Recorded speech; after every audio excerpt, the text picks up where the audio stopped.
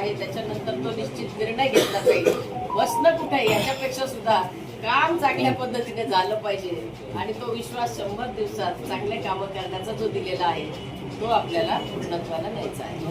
विकास कामांची जबाबदारी आता स्वतः नगराध्यक्ष सर्व आमच्या टीमनी सगळ्यांनी निश्चितच घेतलेली आहे. सुकाणू समिती वेगवेगळ्या प्रभागांमध्ये नेमल्या जाणार आहेत आणि मतदारांचे जे काही त्या प्रभागातले प्रश्न आहेत ते सुकाणू समिती किंवा मतदार पोहोचवतील आणि तशी आपली सगळी टीम निश्चित काम करेल. आणि मतदारांनी हा जो कोपरगावच्या जनतेने जो कौल दिला आहे त्याबद्दल आम्ही सर्व मनापासून त्यांचे खूप आभार मानतो. हा विश्वास मुख्यमंत्र्यांवर आणि आमच्या परिवारावर भारतीय जनता पार्टी सहयोगी पक्षावर आपण सगळ्यांनी दिला. त्यामुळे ही निवडणूक एक वेगळ्या पद्धतीने लढली गेली. विशेषतः याच्यात महिलांचं मत हे निर्णायक मत होतं असंही जाणवत होतं आणि खूप ठिकाणी ज्या सभा दिसायच्या त्या महिलांच्याच कॉर्नर मिटिंग्स वगैरे दिसायच्या आणि अचानक काहीतरी त्यांना प्रलोभनं दाखवली जायची, याचं पॅकिंग त्याचं पॅकिंग. तर ते तसं न बघता महिलांनी एक निर्णायक मत दिलेला आहे, विकासाला मत दिलेलं आहे, विश्वासाला मत दिलेलं आहे. विश्वास नावा समजल्यानंतर त्याच्यात आपलं काम निश्चित होईल असं एक दाखवलं. आणि याच्यात सगळ्यात महत्त्वाचं आम्हाला थोडंसं जाणवलं की ते 19 नगरसेवक निवडून आले, पण इतर जे नगरसेवक आहेत ते तेवढ्याच ताकदीचे, जरी आज ते पराभूत झालेले दिसत आहेत पण ते तितक्याच क्षमतेचे आहेत, ताकदीचे आहेत. ते कुठेही नाउमेद होणार नाही कारण कॅप्टन आपला आहे, निवडून आलेले नगराध्यक्ष आहे ते आपले आहेत आणि म्हणून तो विश्वास त्यांच्यावर पण आहे. आणि ह्या उमेदवाऱ्या देताना सुद्धा काही चांगले उमेदवार अजूनही होते स्पर्धेत, ते सुद्धा आमच्याबरोबर सातत्याने राहिले पूर्ण इलेक्शनमध्ये. त्यांनी कुठेही इकडं तिकडं पळाले नाही कोणीच. म्हणजे आम्ही नगराध्यक्षाचा अचानक समोरून उमेदवार आला आणि काहीतरी आभाळ कोसळलं असं जे काही कल्पना चालल्या होत्या तसं काही हे झालं नाही. आणि सगळं टीमवर्क झालेलं आहे आणि अतिशय मायक्रो प्लॅनिंग झालेलं आहे. आणि या इलेक्शनकडं राज्याचं लक्ष होतं, मुख्यमंत्र्यांचं लक्ष होतं, जातीने लक्ष होतं. कारण समोरचा उमेदवार हा अनुभवाने असेल, वयाने असेल, आमच्या नगराध्यक्षाच्या उमेदवारापेक्षा थोडा पुढचा असं म्हणूया आपण. आणि राज्याच्या पदावर असलेला, राज्याच्या पदावर एका बॉडीवर असलेला.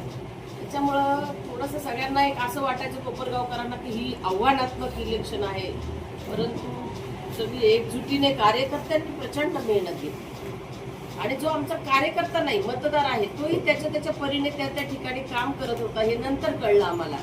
तो त्याच्या परीने 10-20 माणसांना भेटून मतदान गोळा करण्याचं आणि एक जबाबदार युवक तरुण नगराध्यक्ष निवडण्याकडे जनतेचा कौल होता. खऱ्या अर्थाने त्याचा पर्दाफाश आपण प्रचारातच केला सगळीकडे, परंतु त्याची श्वेतपत्रिका निश्चित काढली जाईल. सगळ्या मतदार राज्याचे आभार. त्यांनी अतिशय चांगल्या प्रतिसाद आमच्या सगळ्या उमेदवारांना दिलेला आहे.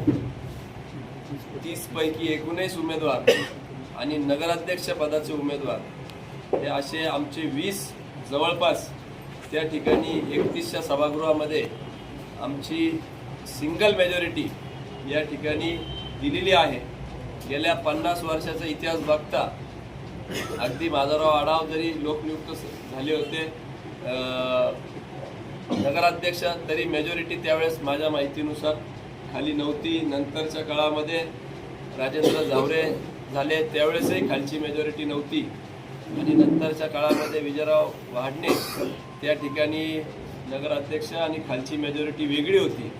भूतोना भविष्य असा ऐतिहासिक असा निकाल आणि कौल या कोपरगावच्या जनतेने दिलेला आहे. अगदी क्लिअर कट मॅन्डेट, एक हाती सत्ता.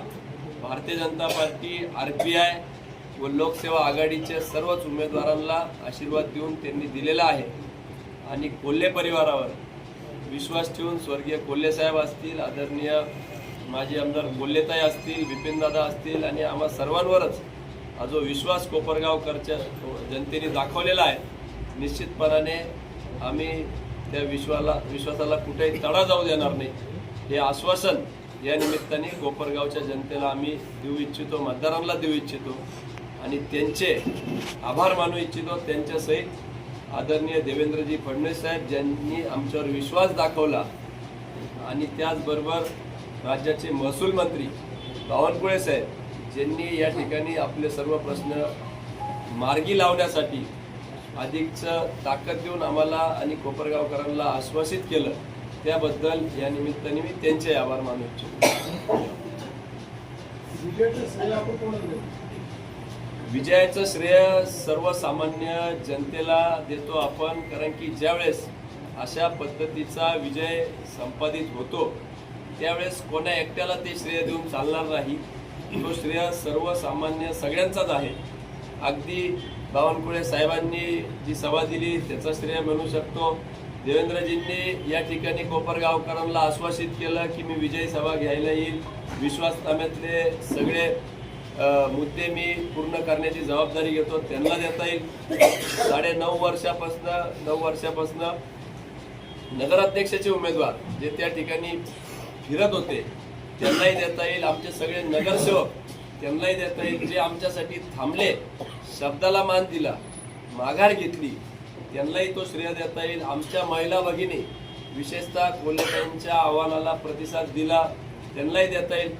आदरणीय दादा देखील त्या ठिकाणी जुने त्यांचे सर्व सहकाऱ्यांना घेऊन प्रचाराची रणधुमाळी पकडली, त्यांनाही देता येईल. अगदी आमचे पराभूत झालेले उमेदवार जरी असले तरी त्यांच्यामुळं जे काय आम्हाला मताधिक्य त्या त्या प्रभागातून मिळालं हे श्रेय त्यांचं देखील आहे.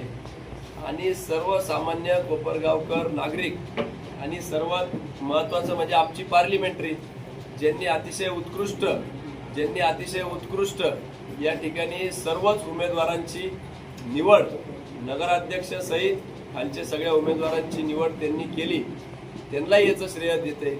आमच्या विश्वासनाम्यातील असलेल्या सगळ्या विकास कामांचं त्यालाही श्रेय देता येईल.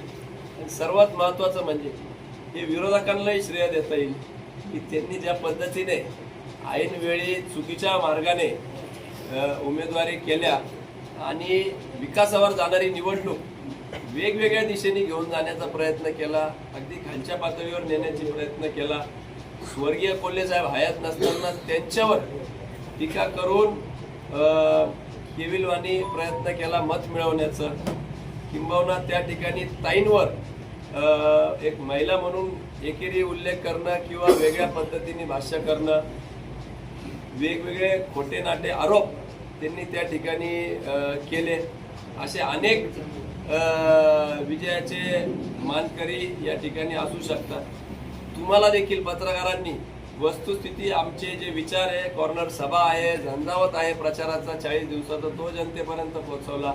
त्याच्यामुळं ज्यावेळेस अशा पद्धतीचा निकाल लागतो त्याचं श्रेय कोणा एकट्याचं नसून ते सर्व समाज घटकाचं, सगळ्या स्तरातील लोकांचं, समाजातील प्रत्येक घटक, वेगवेगळे समाज बांधव आणि विशेषतः आमचे कार्यकर्ते जे शहरातले तर होते पण ग्रामीण भागातील देखील की 11 वर्ष आपल्या पार्टीवर गुलाल न पडल्यामुळं ते अगदी पायाला भिंगरी लावून प्रत्येक मतदारापर्यंत ओळखीने कुठंतरी पोचत होते. या सगळ्यांनाच आमचे कर्मचारी असतील, कारखान्याचे असतील, आमच्या उद्योग समूहातील कामाचा वेळ संपल्यानंतर आपल्या ओळखीने मतदारांपर्यंत ते जात होते. असा श्रेय हे सगळ्यांनाच देतो. आणि आमच्या मित्रपक्षासहित सगळ्याच आमच्या उमेदवारांनी जो काही मेहनत 40 दिवसात घेतली, त्यांच्याबरोबर कार्यकर्त्यांनी, इच्छुक उमेदवारांनी, माघार घेतलेल्या उमेदवारांनी, हे सगळे विजयाचं श्रेय हे त्यांना जातं.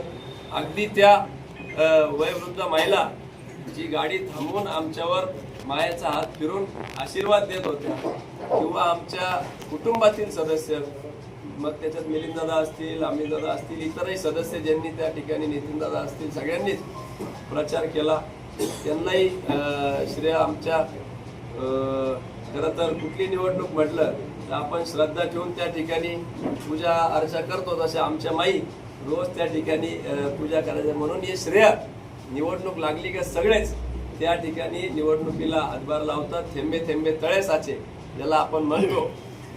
विरोधी शक्ती जरी खूप त्या ठिकाणी वेगवेगळ्या माध्यमातून डावपेच टाकत होते, परंतु हे सगळे भेदून आम्ही या ठिकाणी विजयाचा गुलाल घेतलेला आहे आणि कोपरगावचा ऐतिहासिक निर्णय लागलेला आहे आणि एक नवीन विकासाचा पर्व या निमित्ताने चालू झालेला आहे, एवढंच आपल्याला आश्वासित करतो. ही 100 दिवसातील काही कामं आपल्या समोर ठेवली होती, त्यामध्ये ती सगळी कामं पूर्ण करण्यास आम्ही कटिबद्ध आहोत.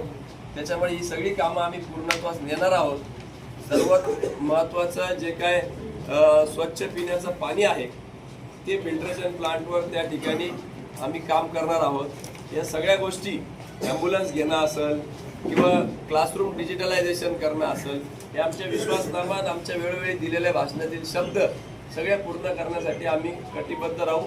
आमचे सगळे उमेदवार आणि पडलेले उमेदवार हे सगळे त्यांच्या त्यांच्या प्रभागातील काम करण्यासाठी त्या ठिकाणी बांधील राहू जनतेच्या।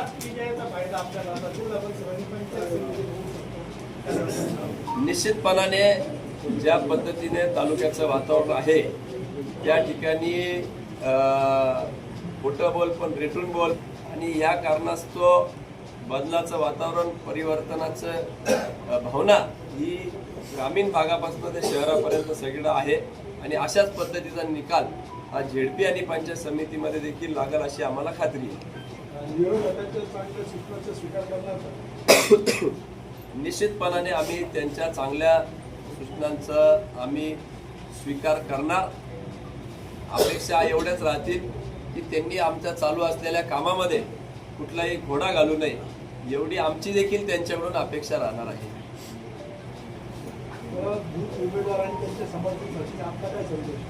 नाही, पराभूत उमेदवारांनी खचून न जाता एक लक्षात घेतलं पाहिजे की नगराध्यक्ष आपला आहे, त्या उमेदवारांसाठी थेट नगराध्यक्ष त्या ठिकाणी त्यांचं पालकत्व घेणार आहे।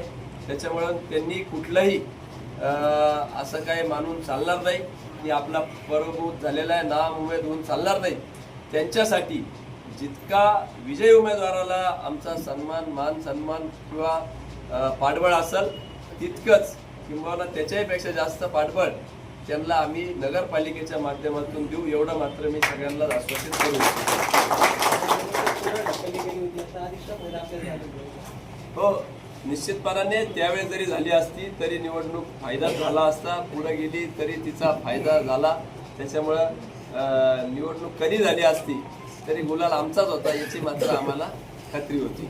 लोकांना बऱ्याच गोष्टी माहित नसतात, त्याचं श्रेय ज्यांनी माहिती दिली हे त्यांना दिलं पाहिजे।